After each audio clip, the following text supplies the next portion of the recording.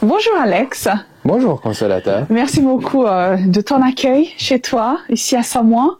C'est très joli, hein. Ah bah oui, on est bien ici. Ah oui, vraiment. Ouais. J'aime beaucoup l'environnement, donc c'est parfait pour travailler chez soi. Et bah voilà, bienvenue chez moi.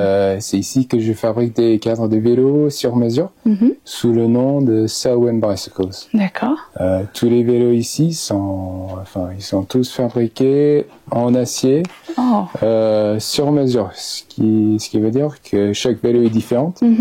Chaque vélo est conçu et fabriqué pour le client, pour le propriétaire. D'accord. Donc je fabrique des vélos de route, des gravels, du VTT, VTT tout suspendu, VTT semi-rigide, enfin tout type de vélo qu'on peut imaginer, je fabrique. Ok, d'accord. Wow. Et donc tu as précisé en acier, donc pourquoi ce matériau en particulier? Alors l'acier, c'est un matière qui est assez facile à travailler. C'est très bien pour faire des cadres sur mesure. D'accord. Donc on peut jouer avec toute la géométrie, avec tous les angles. On a un grand choix de tubes en acier de très bonne qualité, qui sont très solides, mais en même temps très légers. Ok. Donc, c'est-à-dire qu'on fait un vélo en acier qui est vraiment adapté à chaque client. Que ça soit quelqu'un qui vend un vélo de route, une personne très légère, une personne de 50 kg, on peut utiliser des tubes différentes que pour quelqu'un qui est très solide, avec beaucoup de puissance. Oui. Donc, on utilise des tubes différentes, toujours en acier. Ok, d'accord. Et donc, le cadre est en acier. Donc, on va y revenir un petit peu plus tard. Mais qu'est-ce qui fait comment est-ce que tu fais pour justement mesurer le cadre parfait pour un client? Parce que c'est vraiment sur mesure, hein, si je comprends bien. C'est tout à fait sur mesure. Donc, pour tout ce qui est la géométrie, on part depuis une géométrie de base. Ok. Que moi je fais la conception avec les clients pour avoir une idée générale du géométrie. Après, dans la prochaine étape, le client va chez un kiné pour faire toute une étude posturale. Et c'est avec cette étude qu'on a les dimensions vraiment exactes et calées à la millimètre pour chaque client. Donc l'étude, c'est vraiment. L'étude, c'est l'étape vraiment clé pour un vélo sur mesure. Ok, donc c'est pas que je viens chez toi, je te dis Alex, il me faut un cadre, et puis hop, tu mesures ce qu'il y a à faire. Non, il faut d'abord passer chez le kiné quand même. D'abord, on passe chez les kinés. Après le passage chez les kinés, lui, il va regarder tous les mouvements du corps, même les mouvements pas sur le vélo. Donc c'est-à-dire qu'il va regarder si tu fais comme ça, si tu fais comme ça, si tu as une asymétrie, si tu es un peu comme ça, il va regarder et il va trouver la position idéale pour chaque client. Ok, wow. Donc ça, c'est vraiment intéressant à savoir. Donc, est-ce que tous les kinés ont cette compétence, justement? Non, tu travailles avec quelqu'un en particulier? Je travaille surtout avec un kiné à Chamonix qui s'appelle Scott Cornish. C'est un Anglais. Mais il a une expérience énorme dans tout ce qui est le cyclisme. Il a fait beaucoup de courses de ultra longue distance. Donc il sait très bien ce qu'il parle. Donc il est vraiment avec toutes ces expériences, il a vraiment l'œil pour regarder chaque client et trouver la bonne position pour chaque client et pour chaque discipline. Wow. Voilà. Alors là, Alex, j'apprends beaucoup de choses. C'est bien.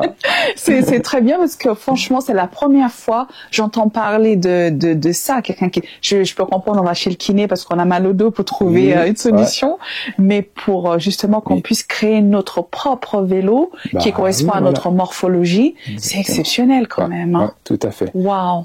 Il y a d'autres systèmes qui existent qui sont un peu plus technique, niveau de l'équipement, il y a des machines automatiques, mais ça donne pas forcément le bon résultat tout le temps. D'accord. C'est pour ça que nous on utilise au maximum un kiné pour avoir vraiment ce regard humain. Wow. C'est très important. C'est très important. D'accord. Donc ici, je vois, il y a des cadres. Est-ce que tu peux peut-être nous présenter un cadre en particulier, nous expliquer un peu Oui, bien sûr. Par exemple, on a celui-là, un peu seul, mais voilà. Là, là, on est sur un VTT semi-rigide. Ok. C'est un cadre c'est un vélo qui est conçu pour rouler à la montagne. Donc c'est très polyvalent. Ok. Des roues de 29 pouces, des petites attaches ici en bas pour avoir là en bas, là en haut, pour pouvoir utiliser plusieurs pièces là. On a des attaches ici. Il y a aussi le passage des gaines à l'intérieur. Là on utilise une tube en inox qui passe ici tout le long du tube. Donc c'est à dire que quand tu mets la gaine ici, ça sort toujours là-bas. Et c'est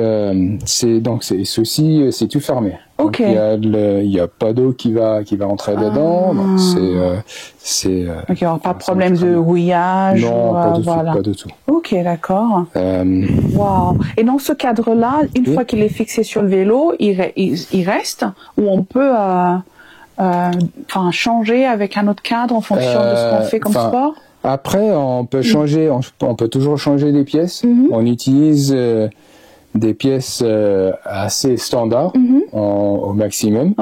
Donc il y a toujours l'opportunité de changer des pièces, d'utiliser des pièces qu'on a déjà. Ça, c'est quelque chose qu'on a déjà fait. Wow. Voilà. Ok, et donc tu peins aussi alors tes cadres Non, pour la peinture. Je vois ici Selwyn Bicycles.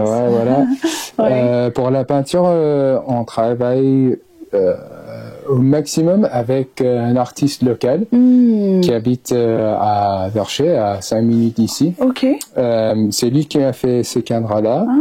Et encore un là-bas. D'accord. Mais oui, c'est un vrai artiste. Il peut faire exactement ce que tu veux. Il a vraiment pas de limites. On peut être sur des effets comme par exemple la peinture qui change de couleur selon l'aspect. Il fait des effets dégradés, des effets marbrés, il peut tout faire en effet. Vraiment jusqu'à des travaux à l'aérographe à main levée. C'est très très précis. Travaille avec un pinceau. Il a beaucoup de capacité en tout ça. Ok, d'accord. On essaie de travailler au maximum avec lui. Voilà, donc ça c'est aussi important parce que ça reste local et ça personnalise encore plus en fait jusqu'au bout parce que je pense que c'est la dernière étape, la peinture quoi. Exactement, c'est la dernière étape et ce qu'on fait dès qu'on a commencé la procédure et le client a fait son étude posturale avec le kiné. Après, on fait une réunion avec le peintre. Et là, il peut discuter ses idées, ce qu'il aime, les couleurs, un peu l'inspiration pour le vélo. Et comme ça, Tony, il peut commencer à réfléchir aux peintures. Et il peut déjà donner quelques idées, quelques petits croquis. Wow. Ok, c'est vraiment un travail personnalisé. Tout à fait. Qu'on trouve chez toi. D'accord. Donc ça c'est le premier cadre, hein, donc qui est. Alors moi je m'y connais pas techniquement. Voilà. Ok. Est-ce qu'il y a un autre exemple de cadre qui est un peu plus différent de celui-ci. Donc là, on a déjà ça. Après, on peut regarder celui-là, qui est encore une fois très différent. Mais là, c'est un pur vélo de route. Et là, encore une fois, on voit le travail de peinture. Là, c'est une couleur qui change selon l'aspect. Ça se voit. Hein, là, ici, tu as tous ces détails ici. Là, dans le lettrage, c'est tout fait à l'aérographe, à main levée. Pareil, par là, on a les sapins, la montagne, le ciel, voilà. Tout fait main levée. Main levée, voilà. Voilà, après, le vélo, c'est... je dis, c'est un vélo de route. Mais très très moderne, très certainement qui est vraiment adapté à la personne. Voilà, exactement. Ok, d'accord. Donc là, on est d'accord. Donc c'est ce cadre-là que tu as mis, que tu as préparé. Oui. Ok. Ouais, exactement. D'accord. Donc cette personne-là t'a demandé en fait de faire son vélo. Et donc c'était pour quel but? Donc vélo de route. Voilà, un vélo de route. Surtout pour aller rouler ici dans le coin.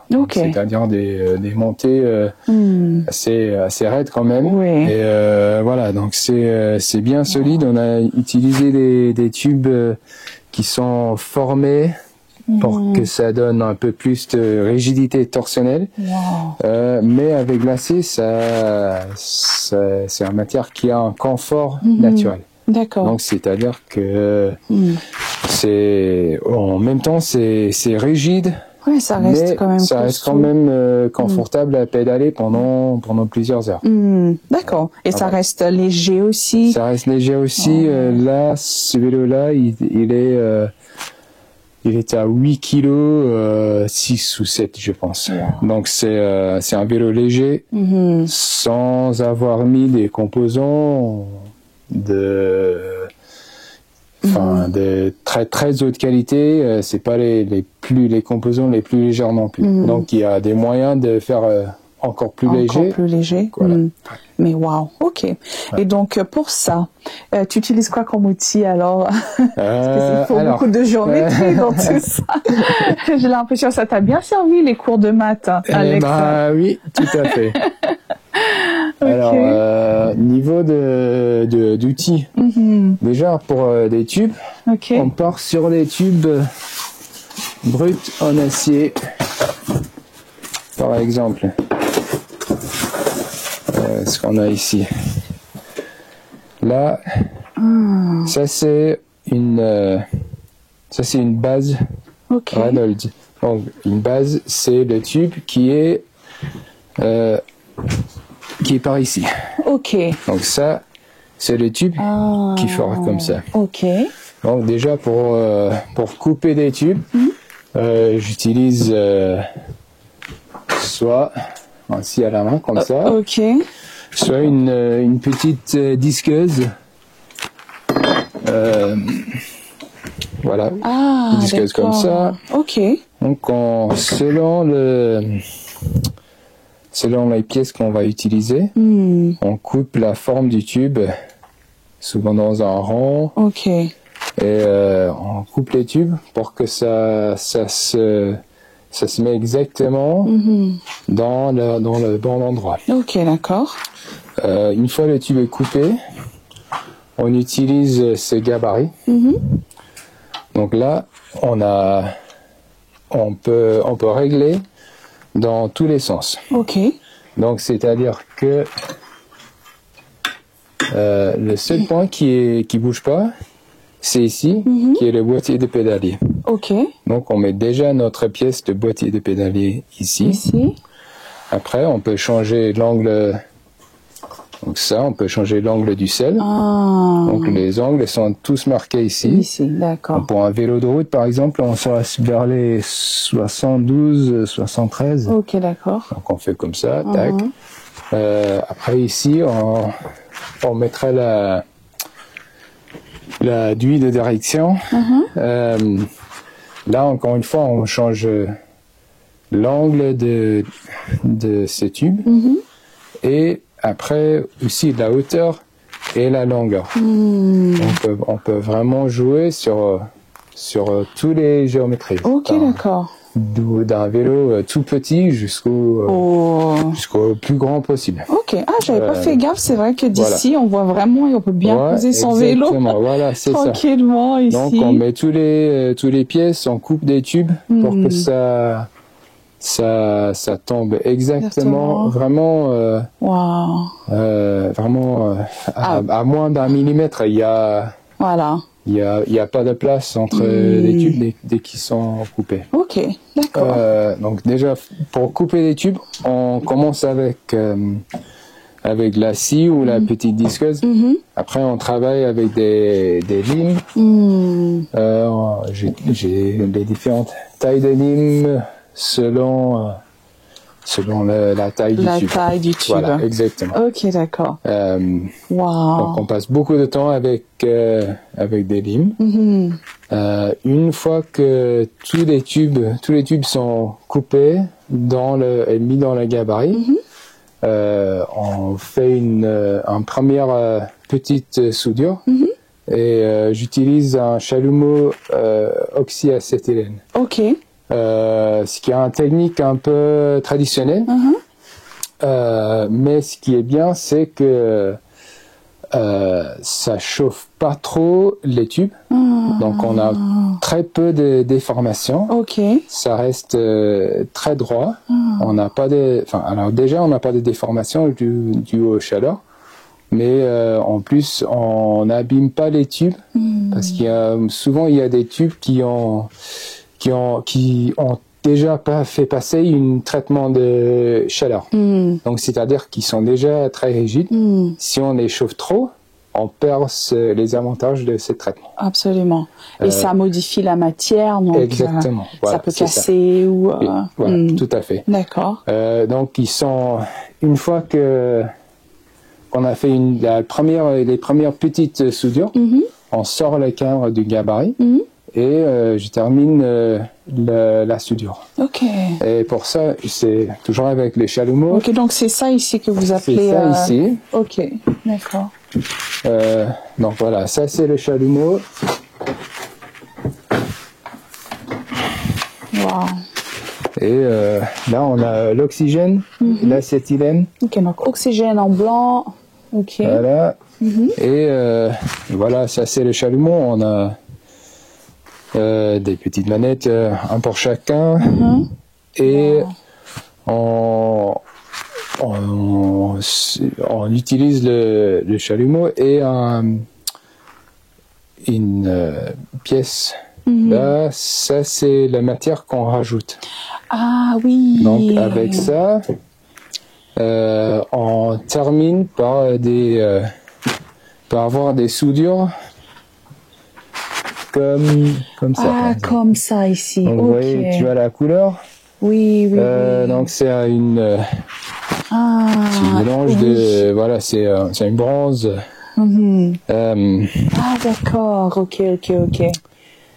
Après là, ces deux vélos-là, les soudures sont brutes. Donc c'est comme ça qu'ils sont terminés. Ok. Ces deux vélos-là sont des prototypes. Donc j'avais laissé les soudures pas tout à fait terminées. Habituellement ce qu'on fait, c'est qu'on met énormément de temps sur la finition du cadre. Donc on passe d'un cadre avec une finition comme ça. Voilà. Après plusieurs heures et des jours de travail avec des limes et le papier vert, on arrive à avoir des soudures qui sont très lisses. Là, on voit, quand on touche, il y a pas du tout de... Voilà, il y a rien. C'est tout lisse, tout lisse. Wow. Ok. C'est énormément d'heures de travail en fait, oui. de réflexion. Ouais, exactement. Etc. Ouais, en gros, un cadre, C'est à peu près une semaine ou 10 jours de travail. Wow. Que sur la fabrication. Wow. Sans compter le temps de conception, le temps de recherche, le temps de passer avec les clients pour comprendre ses besoins. Voilà. Wow. Ok. Donc combien de temps avant de justement récupérer notre vélo tout fait après toutes les étapes? Voilà. En ce moment, le temps entre la commande et la livraison d'un vélo fabriqué, peint, monté, complet, prêt à rouler, on est entre 6 et 9 mois. Wow. Là, ça dépend des autres projets que j'ai en cours, évidemment. Donc là, j'ai au moment de commande, le client effectivement passe dans la liste. Oui, exactement. Voilà. Donc, il faut être patient, mais ça en vaut la peine parce que on a quand même un vélo sur mesure, fabriqué localement et surtout qui correspond à nos besoins, surtout physiques, parce qu'on se fait mal au dos quand on fait du sport. Tout à fait. Donc, ça n'a pas de prix. Voilà. Et l'autre chose qui est bien avec l'acier, c'est que c'est une matière qui est réparable et recyclable. En gros, un cadre en acier, ça peut durer 50, 100 ans. Wow. Ils sont très très durables. Mais si quelqu'un a un accident ou s'il casse quelque chose, s'il y a un souci, on peut toujours réparer. On pourra réparer ou même remplacer tous les tubes d'un vélo en acier, ce qui n'est pas possible avec un vélo en aluminium ou en carbone. Le carbone, c'est très difficile à réparer. Et si jamais, quand tu as un vélo en acier, quand c'est vraiment la fin de sa vie, c'est recyclable. Exactement. C'est recyclable, la déchetterie. Donc rien n'est perdu, donc même pour l'environnement, il faut penser à tout ça. Tout à fait. Ok. Donc juste pour donner une idée de prix, sans donner précisément, est-ce que tu as quand même une fourchette de prix ou c'est vraiment... le prix, ça dépend surtout sur le choix des composants. Par exemple, les roues, on peut être sur des roues de 200-300 euros, ou on peut être sur des roues de 3, 4, 5 000 euros. Donc, il y a énormément de différences là. En gros, le moyen, je dirais, c'est 7 à 8 000 euros pour un vélo complet. Ça peut être vers les 5 000. Mais c'est aussi, ça pourrait être vers les 10 000 et 12 000. Mais c'est vraiment le choix des composants qui change ça. En gros, le cadre, on est pour un cadre avec une peinture une belle peinture, mais une peinture assez simple. Il faut compter vers 2500. Wow. Voilà. Ok. Donc, en tout cas, en moyenne, les gens échangent des vélos une fois par an. Donc, tes vélos à toi, les gens, ils peuvent les garder. Il y a pas. En effet, il n'y a pas de limite. Exactement. Et donc, c'est ça. Ils peuvent garder pendant 10, 20, 50 ans. Et le cadre. Donc c'est un bel investissement. Voilà. Tout à fait. Exactement. Tout à fait. Là déjà, on peut te montrer ce vélo-là qui est un prototype. On va peut-être sortir. Oui, peut-être. Waouh, il est beau. Donc là, c'est le premier vélo tout suspendu total. C'est toujours en mode prototype. Ok. Ce qui est intéressant, c'est que on a passé énormément de temps sur la conception, sur tout ce qui est la conception du cinématique, qui est le mouvement de de la suspension. Ok. On a ici mis beaucoup de temps sur les CAD pour avoir des dessins pour toutes les pièces. Ok. Donc tous ces parties ici, tous les vis, tous les petites rondelles à l'intérieur, tous les pattes derrière, ces pièces ici, ça ce sont tous de notre conception. Wow. Donc pour ça j'ai travaillé avec un ingénieur de vélo en Suisse. Ok. Et c'est lui qui a fait tout ce qui est la partie CAD. Donc c'est les pièces, ces pièces-là, c'est en aluminium, c'est usiné. Ok. Les autres pièces par ici, par là, les pattes derrière, sont tous en inox, imprimé 3D imprimé. Wow. Donc c'est-à-dire que ça nous donne la flexibilité d'avoir ces pièces uniques qui sont vraiment on les a fait pour nos besoins.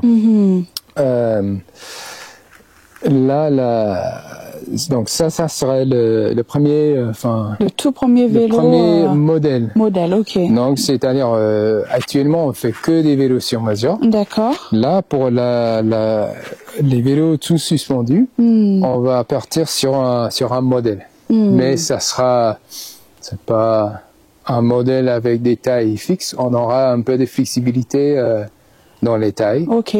Donc on peut, s'il y a quelqu'un qui va à taille M, mais il va rajouter quelques millimètres, ça on aura la flexibilité de faire ça. D'accord. Par exemple. Mais oui, voilà, là c'est un vélo qui est assez intéressant surtout pour les vététistes. Un vélo tout suspendu en acier, fabriqué ici, c'est assez rare. C'est assez rare, hein, et c'est exceptionnel, hein, vraiment. Ok, donc ça c'est le tout premier prototype. Est-ce que tu en as d'autres alors? Il y a un deuxième prototype, toujours avec la même forme. Oui.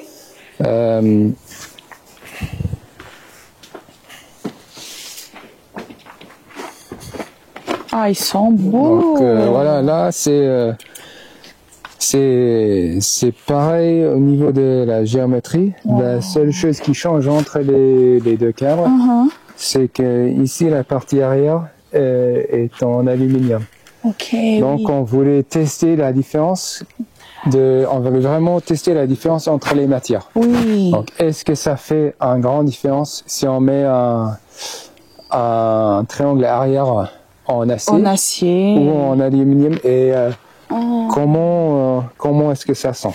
Wow, oui, parce que voilà, donc là, aluminium, et là, comme on vient de voir, en acier. Ouais. D'accord. Et quel retour est-ce que tu as eu concernant alors les deux, ils sont différents. Okay. Ils ont des caractéristiques forcément différentes, pas forcément meilleures l'un de l'autre. Ok. Pour à certains moments le cadre tout acier, ça répond super bien. Il y a d'autres moments où l'aluminium c'est un peu mieux, mais sont vraiment c'était un projet, une expérience très intéressant de faire. Là on a encore 2 ou 3 essais à faire. Ok.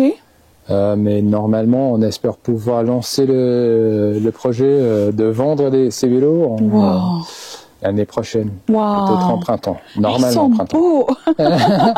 Ils sont vraiment beaux. Et alors, j'ai 2 questions, Alex. Oui. Donc, est-ce que tu fournis aussi cette partie-là, la fourche et Oui. Alors, pour les cadres, c'est moi qui fabrique. Ok. Toutes les autres pièces, donc, normalement pour tous les clients, je les fournis avec un vélo complet et monté avec toutes les pièces.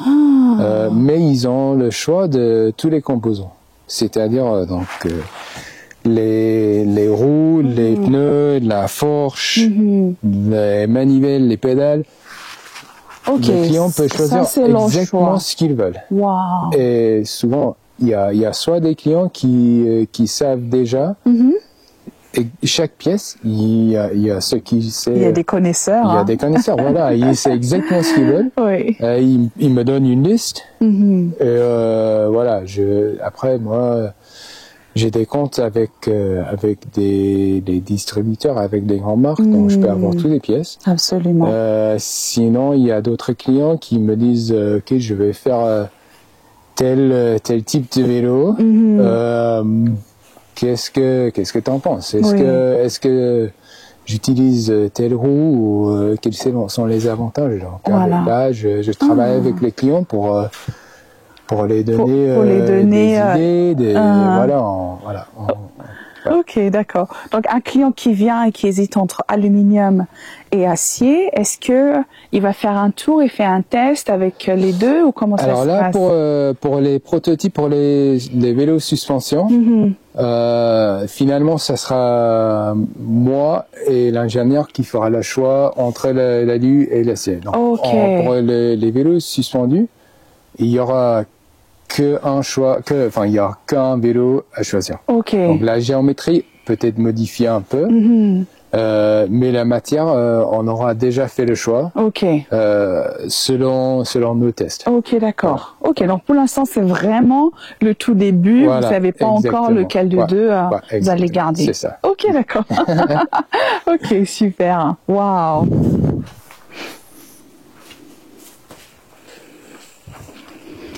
Voilà, celui-là c'est un peu différent, c'est un petit vélo de route. Ok, un joli bleu. Un joli bleu, avec une fourche en acier, fabriqué maison bien sûr. Oui. Ok. Donc voilà, il y a vraiment, on a vraiment du choix. Enfin, on a la capacité de faire un vélo tout petit pour la route comme ça. Jusqu'à un VTT tout suspendu. Donc c'est très adaptable de l'acier. On peut faire beaucoup de choses avec. Absolument. Ouais. Wow. Et donc celui-ci, il a une particularité ou Celui-ci, donc on est sur un vélo de route type endurance. Mais quelqu'un qui a une morphologie assez particulière. Donc elle a des jambes assez longues, mais le corps qui est assez petit. C'est-à-dire que sur un vélo standard, elle avait toujours du mal, elle avait toujours des problèmes de dos, problèmes des épaules. Oui. Donc là, on a pu faire un vélo vraiment adapté, avec en passant par le kiné pour l'étude. Il s'est dit, elle était déjà sur un vélo la plus petite possible, mais c'était quand même trop long. Wow. Donc là, on a vraiment adapté. Donc la taille, c'est ce qui est le plus intéressant. J'ai fabriqué une fourche en acier pour le confort. Oui. Voilà. Après, un vélo de route moderne, mais avec des lignes assez classiques. Wow. Donc, moderne en termes de frein à disque, la transmission électronique, tout ça, des pneus en 30 ou 32. C'est un vélo qui est conçu pour l'endurance, pour le confort. Voilà. Wow. En fait, ce vélo, il est magique parce que ça montre exactement ce que tu disais sur mesure. Voilà, c'est ça. Ouais, tout à fait. Génial. Wow. Et chaque vélo, je vois aussi, il y a ton logo ici.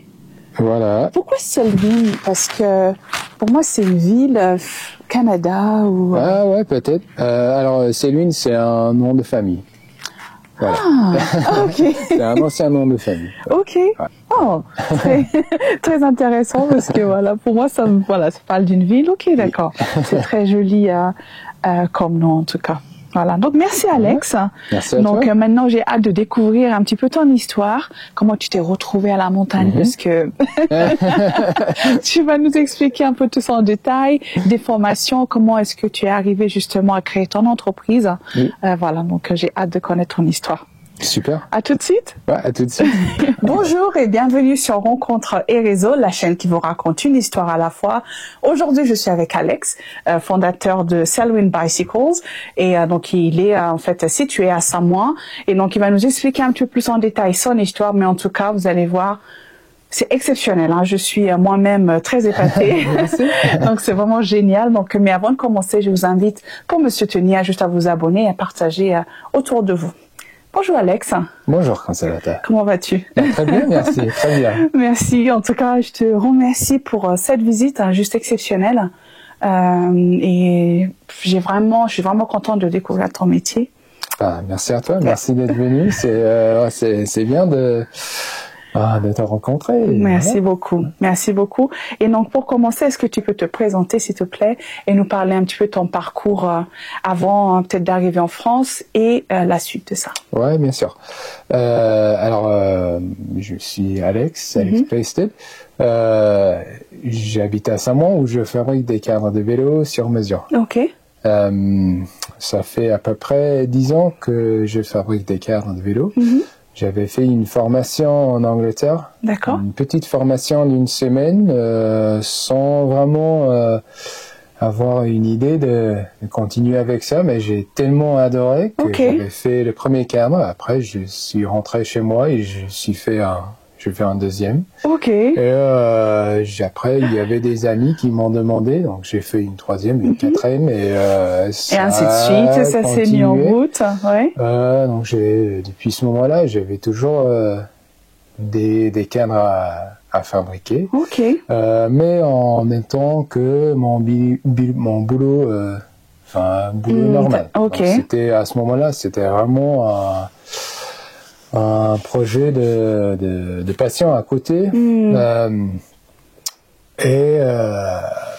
Là, j'ai eu de plus en plus de commandes. Oui. Et la machine s'est lancée. La machine s'est lancée. Donc ça fait 2 ans à peu près que je suis à 100% sur les vélos. Félicitations. Merci.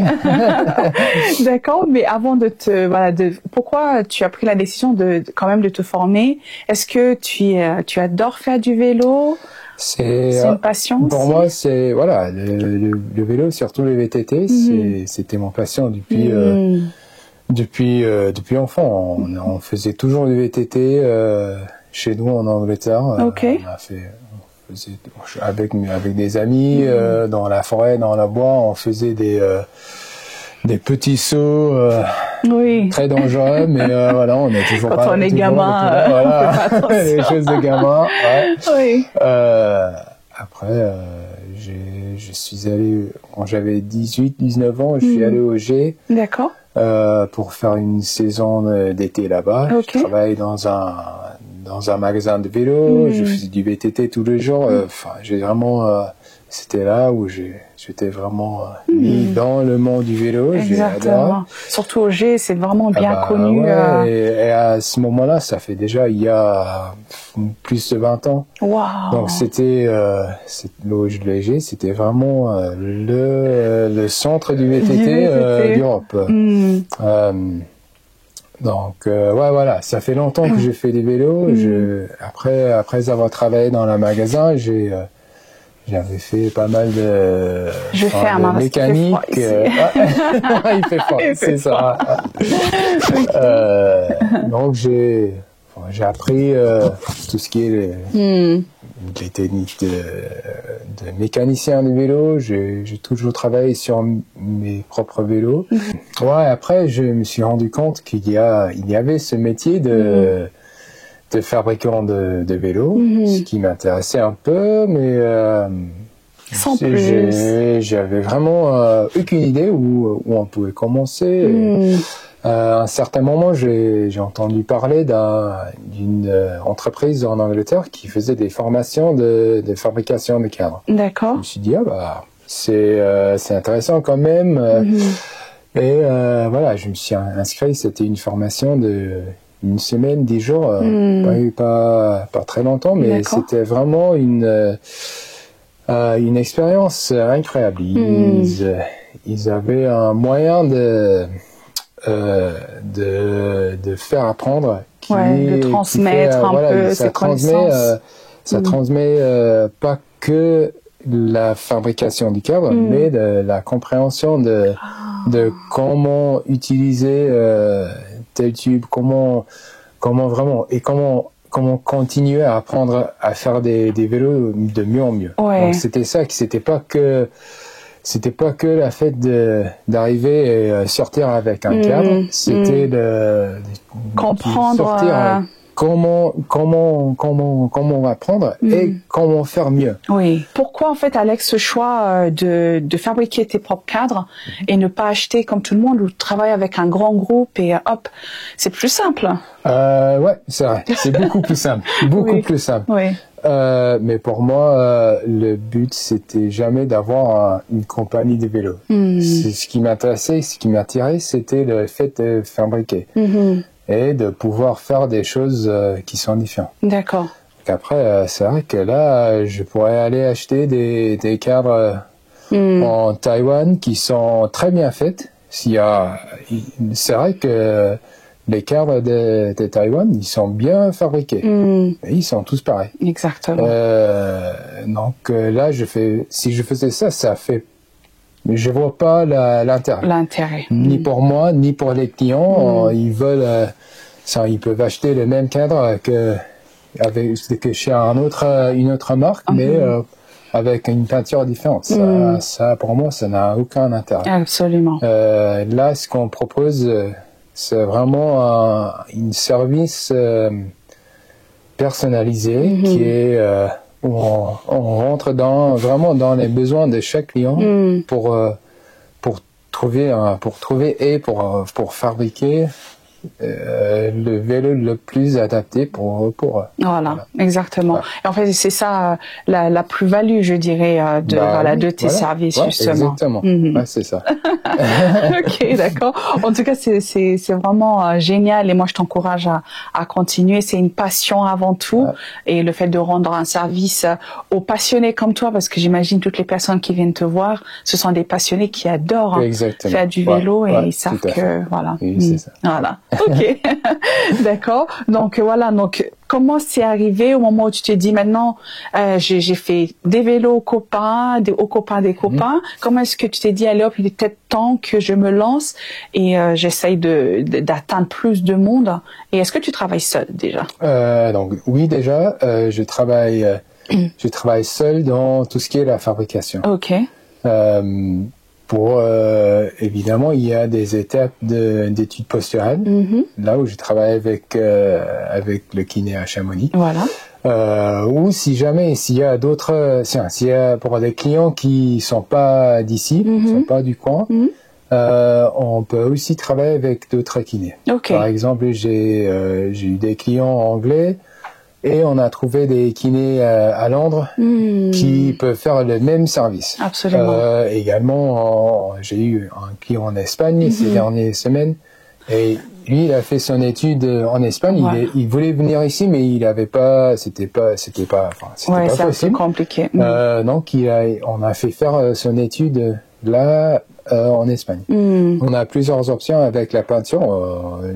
On peut travailler avec plusieurs entreprises différentes, mais encore une fois, pour nous, le meilleur, c'est de travailler avec Tony, il est dans la vallée, il est super bien ce qu'il fait, donc pour nous, on essaie au maximum de garder ça entre les gens qu'on connaît, et puis ça fait travailler aussi les gens de la vallée, du savoir-faire d'ici. Voilà, c'est ça. Ok. Le choix de me mettre à 100%, c'était vraiment après avoir eu plusieurs commandes et plusieurs années de faire ça à côté. J'ai eu l'opportunité de me mettre à 100%. J'ai eu assez de commandes j'avais trop de commandes pour faire ça à côté. Donc je me suis dit allez, hop, on essaye, je me lance, on va voir. Là, on est toujours, ça fait seulement 2 ans que je suis à 100%. Donc, on est toujours dans cette étape de start-up. Mais ouais, pour l'instant, il y a pas mal de commandes, donc c'est bien. On veut toujours plus de clients comme tout le monde, mais voilà, pour l'instant c'est bien. Voilà. Ça veut dire que les gens adhèrent un peu à ton idée, à ton projet, donc ça fait plaisir déjà. Voilà, tu dis j'ai pas quitté mon travail pour rien. Ouais, c'est ça. Ouais. Et voilà, donc ça fait plaisir en tout cas, voilà, de savoir que voilà tout se passe bien. Ok, d'accord. Donc comment est-ce que tu vois Selwyn Bicycles d'ici 10 ans, t'aimerais bien t'agrandir ou tu veux vraiment rester small scale? Là, pour l'instant, c'est difficile à répondre. Je pense je pourrais envisager un moment où au moins on aurait un atelier un peu plus grand, un peu moins froid peut-être. Mais ouais, c'est vrai que là, la prochaine étape, c'est déjà la rénovation, la fabrication d'un atelier plus grande avec des machines plus importantes.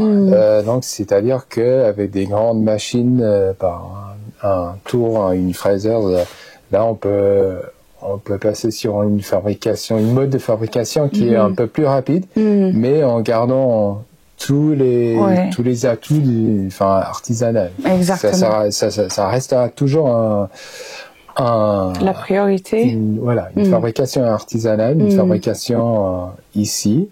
Donc, on pourra envisager un moment où on produise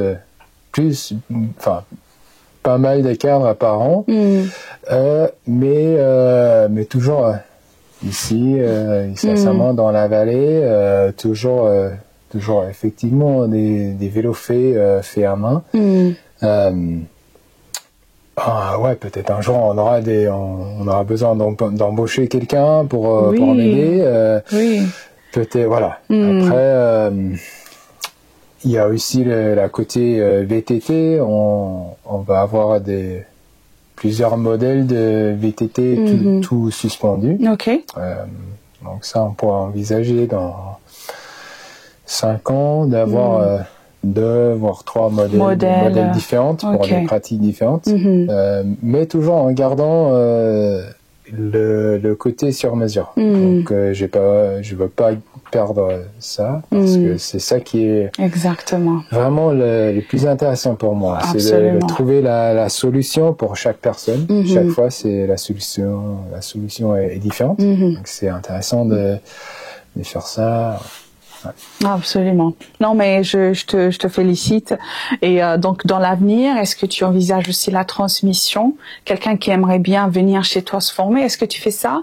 Ou pour l'instant Là, pour l'instant, actuellement, non. Parce que j'ai pas le temps. Et en plus, ici, il n'y a pas vraiment assez de place pour faire une belle service. Donc si je faisais la formation un jour, j'aimerais bien que ça soit quelque chose qui est vraiment de très très bonne qualité. Parce que là en ce moment, oui, bien sûr, quelqu'un pourrait venir ici, on pourra faire un cadre ensemble, mais j'ai pas des compétences pour faire apprendre quelqu'un d'une manière où eux ils peuvent sortir et faire un deuxième ou un troisième cadre. D'accord. Donc ouais, on pourra, mais je préférerais apprendre pour pouvoir faire quelque chose de vraiment dans les bonnes conditions, dans les bonnes conditions, que ce soit parce que c'est vrai qu'une formation comme ça en une journée c'est pas possible, donc il faut que ce soit une formation en longue durée. Ok, donc installe-toi d'abord et puis petit à petit, de toute façon ce sont des choses qui arrivent naturellement. Donc où est-ce que on peut te retrouver? Donc est-ce que tu fais les expositions? Comment est-ce que tu te présentes au grand public? Alors là déjà pour l'année prochaine, il y aura le festival de vélo de Annecy en avril. Normalement, on sera présent. Il y aura aussi le festival de vélo vert à Saint-Maur, ici à Saint-Maur, en juin. D'accord. il y aura peut-être eu un événement avec Outer Range à Salanches à venir. À voir. Sinon, mon site internet salonbicycles.com ou sur Instagram Salon Bicycles.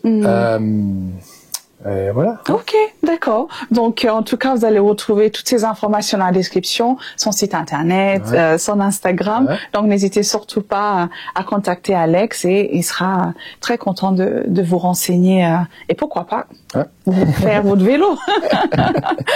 Ok, bah merci beaucoup Alex. Merci à toi. Et en tout cas, tu sais que cette émission s'appelle Rencontre et Réseau. Je vais rencontrer des artisans, des gens d'exception comme toi. Et à la fin, je demande toujours ce qu'on présente d'autres personnes. Est-ce que tu aurais une petite idée pour moi?